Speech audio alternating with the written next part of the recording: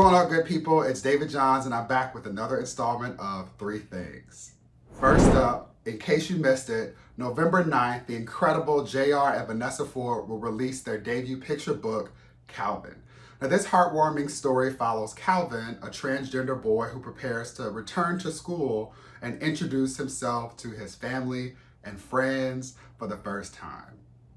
Now, this book is inspired by JR and Vanessa's child, Ellie, and it's a must-have, diverse read for everybody.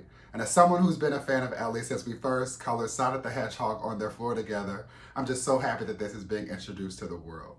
This inclusive and affirming story is exactly what our babies need right now, particularly given how many news stories we've seen this year about schools not being inclusive or affirming for Black LGBTQ plus and SGO students, or students we assume might be at some point, really babies who deserve the same support and protections offered to their peers.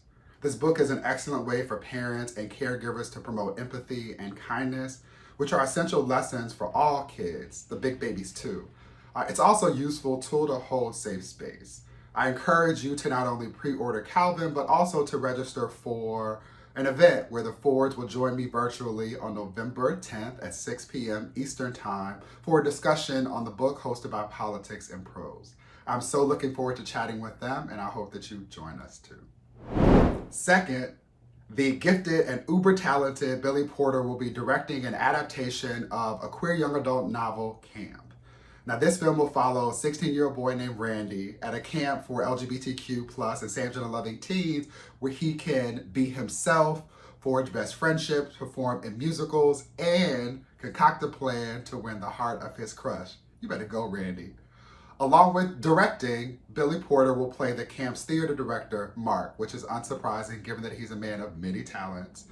And Billy Porter will also make his directorial debut with What If?, which is a coming-of-age film based on an actual Reddit post made in 2018 about a relationship between Kelsa, a trans high school senior, and Cal, who has a crush on her. Now, Cal posts about his crush online on Beyonce's internet, and then the internet urges him to shoot his shot.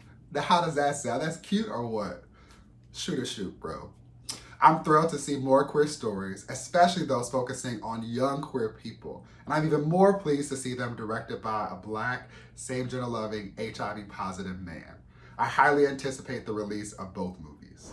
Third, Election Day is November 2nd, and there are 237 gay, bisexual, transgender, non-binary, queer, or same-gender-loving candidates on the ballot. By the way, that's an 18.5% increase over the 2019 election cycle. Now, I want to take time to celebrate two Black queer candidates that could make history this election cycle. They already have made history, so we're clear. Christopher Coburn is running for Bozeman City Commission, which he was appointed to in April to fill a vacancy.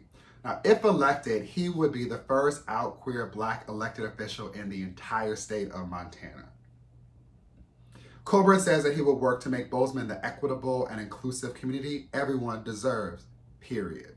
He also says that he will be an advocate for health, working families, LGBTQ plus people, and folks of color. Sounds like a winning agenda to me.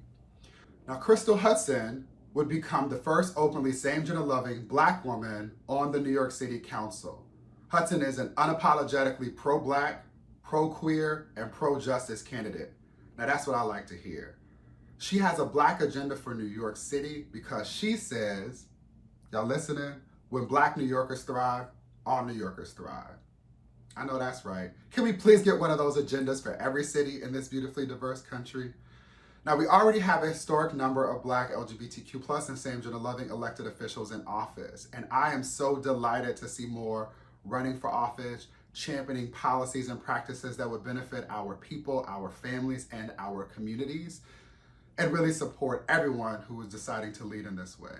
I want to offer up a reminder that NBJC is proud to have launched the Good Trouble Network to celebrate these LGBTQ plus and same-gender-loving elected officials and to uplift the work they do. I encourage you to learn more about them by visiting our website where you can learn not only about them, but how to support them and their policies. I'll see you next week.